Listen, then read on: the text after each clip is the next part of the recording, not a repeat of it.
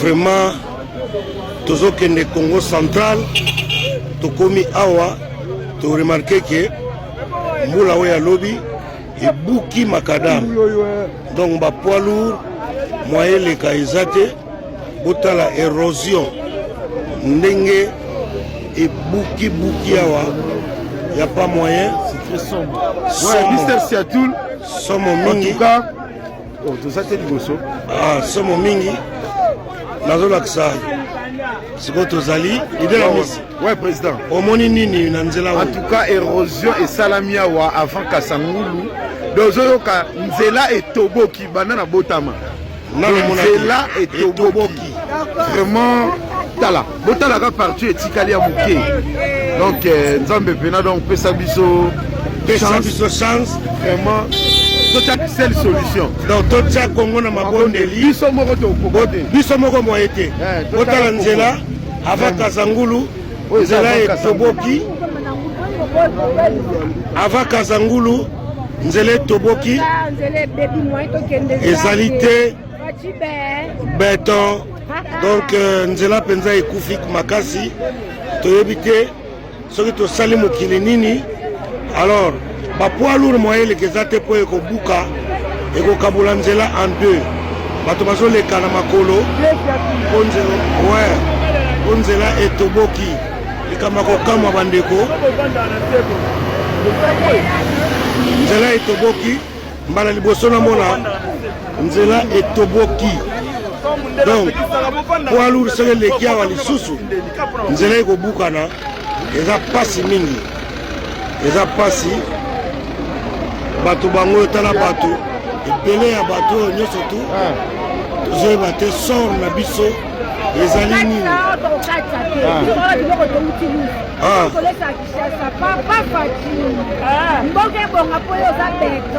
Voilà. Botango pe na mabondeli. Bandeko losambo ebele. O nyoso ba Rwandais. Moto bazo bwakila biso babuka biso Nzela oyo ozomona me bakokoka biso te au nom de Jésus-Christ. Botala Nzela ndenge ebukani Nzela ya Congo central ebukani événement munene. Botala embouteillage epesi susu embouteillage awa toza ava Kasangulu ezali pasi mingi na mawa. Tala ndenge epesi embouteillage. Botala toza na pasi awa na Nzela ya Congo central. Nzambe asunga mboka na biso.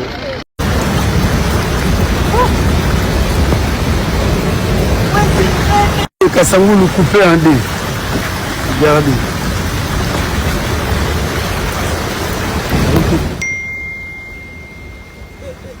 La route est coupée.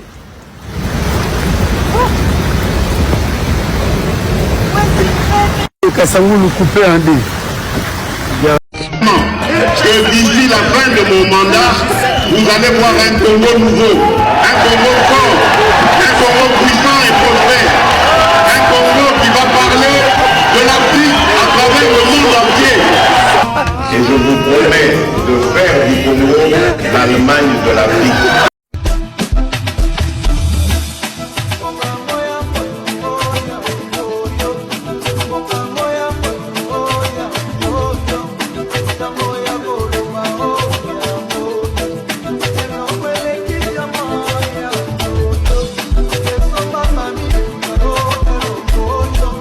Gouverneur Nabino wana Kisasa wana o batia na mama Marthe pongi ya ndenge wana bandeko langai na mona ba gouverneur me waneze ebembe hippopotame babi akoba neka kola na hotel Gentili Ngobila tekaki na caisse $800,000 pour bafuta bato ya $800,000 wana atiango na poche atiki caisse vide sope bakaboni na mama Marthe na ebite po bango balingi omona dollar te balingi omona devise te bandeko na ngai gouverneur na bino wana so ebumba bilalalala bomoni bokomi na suka bilalalala total elendenga zolala. Na makambo ba ibisaki biso ya sens unique. Ça n'a pas reçu. Etambolité. So bazolo ba bino ça marché un peu. On les a ba rapport à papier za lokuta. Biso nde toza ba victime. Biso nde ba usager ya route. Et loko wana etambolité. Prenez le courage d'abandonner cette voie là. Regardez. Bavani la conseil des ministres. Des ministres. Bazo réfléchir ce qu'on va une décision. Boyoka décision on a expliqué bino makambo bango ba lobby. Boyoka no décision.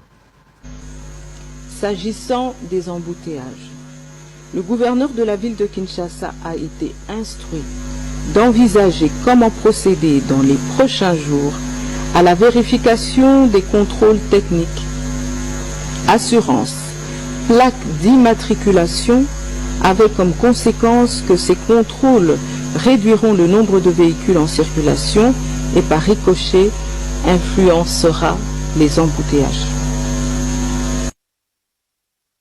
De stratégie, oya liboso esuki ba échouer nango.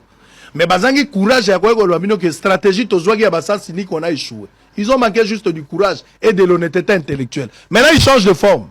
Ba ina forme même so habité, nous prenons la décision. Décision bazozwa dans les jours au kotao. Ba liba banda contrôle ya ba plaque d'immatriculation. Je suis tout à fait d'accord. Je ne peux pas m'opposer à la contrôle ya plaque d'immatriculation parce que ça fait partie même de la sécurité à Mboka. Ceux qui vont tout les angi plaques et ça dangereux parce que ceux qui vont tout les angi plaques bah que ça là forfait bah que ça là makamsu ya mabe on ne sait pas identifier. Donc moi tout gagner ce single les à la plaque. Mais moment où bango va juste stratégie zanini to go identifier ba mi tout ga ezanga ba plaque. De deux bateau nos bazan assurance te fallait ba son ba assurance. De 3 bakotala pe ba vignette. Donc ko bangisa batu o baza en ordre te bako vandisa mituko na bango na ndaku ndeko permettre batu ndambo batikali na mituko banda kotambo. Mais ça ce n'est pas la solution. Bozo créer gros ni musu na kati ya société. C'est vrai que cette opération pourra donner de l'argent à l'État parce que l'État a au côté sambongo ya plaque d'immatriculation. De 2 et qu'on peut s'embongo na vignette, ceux qui l'État a lancé opération na vignette. De 3 et qu'on peut s'appeler l'État mbongo pour la assurance, to assureur ndambo ba rezo mbongo. Je suis tout à fait d'accord, ça c'est le côté positif. Mais bino bozo penser que ceux qui salami bato ba vana na ndaku, ba ko banga ko bima ba bando kanga batu, finalement fluidité anzele ko les gens vont rouler facilement. Mais la décision éphémère et ça pour combien de temps? Et si tous les Kinois décidaient d'acheter ce qui 70% ya bato ba sombi biloko nyos bozo lobana boza na onine ozomona ke bozo tâtonner na ba décision bozo sur les embouteillages. Vous n'avez pas posé un bon diagnostic. Moi je vous pose la question, quand le chef de l'État zalaka libanda to ba pa chef de l'État bazoya awa na mboka ko banda aéroport ti place à kokoma, pourquoi na nzela embouteillage ezalaka te? Pourquoi embouteillage na nzela ezalaka te? Et là, liboso basalaka ba délocalisaka ba arrêt de bus nyonso. Ko telema ya pamba ezalite. Mutazo telema kaka na place oyo ba arrêt ya transco ezali. Soko za na arrêt ya transco te moyo telema ezate. Et là liboso. Et il y a aussi la présence policière et puis basalaka ba opération mixte. Des fois na ba na mura ba za garde républicain ba on peut bazaka place wala. Embouteillage ezalaka te. Ce qui général moko azoya colonel ministre et député azala ba policier na ye akuti embouteillage ndeni ba fongola kanzela bakendaka liboso bazo l'exami to kanzela fungwami. Pourquoi bozo appliquer yango te? On ne change pas la méthode. C'est la meilleure méthode. Les chefs de l'État avaya babongisaka na chaque arrêt. La présence là ils ont ça que muto tele ma place. Nous avons un problème des arrêts de bus. Ba arrêt de bus so ba indica batu bakenda kotambola kuna côté makuna te. Biso ba client to imposa ba arrêt de bus. Botel à chaque sortie à venir à Mounene, na quoi na soit ou Wenzezali ou arrêt de bus Ezali. Place que vous avez 4 bandes de Tigali des bandes. Vous n'avez pas étudié le problème na Katinango. Oh bozo sala wana eza babilo bozo tatuni. Et je ne pense pas que ça soit une meilleure solution par rapport à bozo sala. Makambo bozo sala. Babano kanga batu pona plaque d'immatriculation. Bakanga batu pona makambo tali assurance. Bakanga pona ba vignette. Babangisa batu bazonga na ndako poto tika landa muto bando tambola. Mais pour combien de temps? Et si tout le monde achète, vous allez faire quoi? Vous êtes dépassé par les événements. Vous êtes en panne d'imagination. Cette équipe qui est en train de faire ce travail-là est complètement dépassée. Et c'est la honte. C'est la honte. Autour, il y a vice-premier ministre, ministre de l'Intérieur, sécurité, décentralisation et affaires coutumières pour la situation à crise. Il y a qui réunion à crise pour la catastrophe naturelle où il s'abattre sur la ville de Kinshasa. mbula oyo ebeti ememi ba dégâts ebele yango gouvernement et sanganaki na biso ville de Kinshasa na ba structure nyonso oyo ezali autour de nous ici pour na koyeba ko apporter solution le plus tôt possible. Mes condoléances ya munene na ba famille oyo bazali bongo éprouvées parce qu'il y a eu des éboulements, il y a eu ba mur ekoli bato oyo ba perdre ba vie, to perdre la vie humaine ebele. De présenter ma condoléance dans la famille éprouvée, de continuer sous rassurer bino na mamutali mai. Vous constatez qu'après un bout là, le quartier belé, la commune est belé, mai ils allaient sous cause des servités. Donc les travaux sont mis à pied, les bamisala et bandits. Donc Namigoya, dans 2 à 3 jours, mai Rosala Bongo rétabli.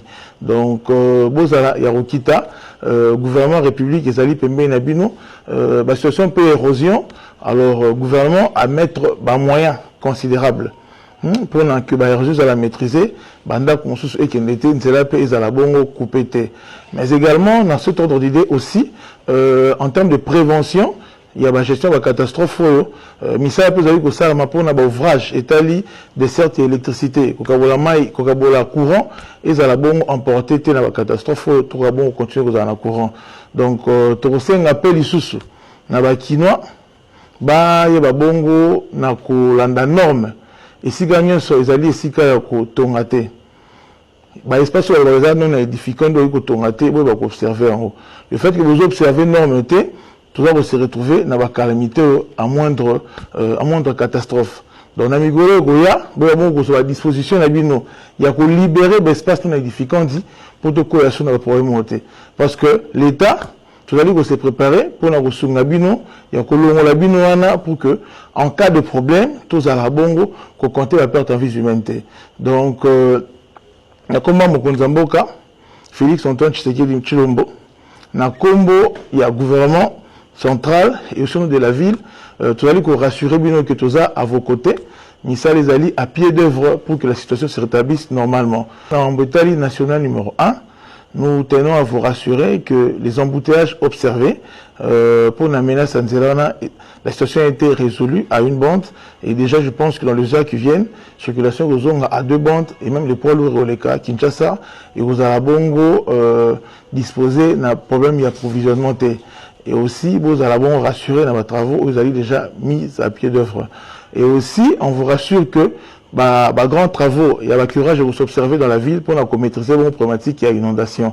Donc, vous avez la confiance dans l'institution en Boka, vous allez bon à vos côtés pour que la situation se stabilise le plus tôt possible. Merci. Daniel Bumba, moi je ne crois pas que Daniel Bumba fera quelque chose. Moi, n'est un point de vue n'angai, n'a libre en tant que Congolais de mettre un avis. Donc Daniel Bumba n'a pas logo pas n'a été. Ce qu'a sali madame la ville à Kinshasa c'est comme un miracle. Je vais changer le langage. Mais pour le moment, en tout cas, pour moi, c'est le chèque est déjà prémédité. Je vois déjà qu'il y a quelque chose. Je ne crois pas Nazo Zelapé le côté. Nazo mon a 5 ans et au filet par l'exabisota. Que d'ici la fin de mon mandat, vous allez voir un Congo nouveau, un Congo fort, un Congo puissant et prospère, un Congo qui va parler de l'Afrique à travers le monde entier. Et je vous promets de faire du Congo l'Allemagne de l'Afrique. Ata sutali matama na yeye lokola moto aliaka buku la bwaseka. Hein? Buku la bwaseka mwe commission matama lokola mboto.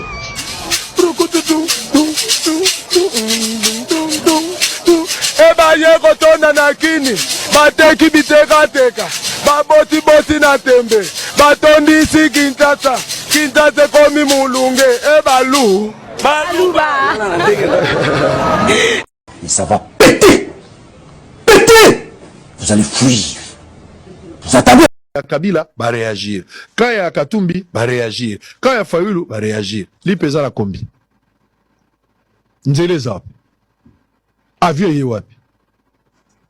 Donc, tous ont discuté, mais rien ne change. Loi à Lavoisier. Rien ne se perd, rien ne se crée. Tout se transforme. C'est la même vie. Ils sont ministres tous les jours, ils sortent tous les jours, ils sont honorés tous les jours.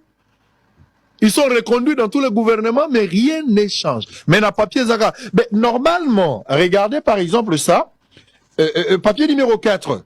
Je l'ai expliqué quand même, notamment par rapport à la dernière réunion qu'on a tenue. On est à français. Lubumbashi, Bongolo, Victoire, Matonge, Pongabi. Et là combien? Zando, Bokassa, combien? Ndunda, combien? Quelle est cette politique? On a fini.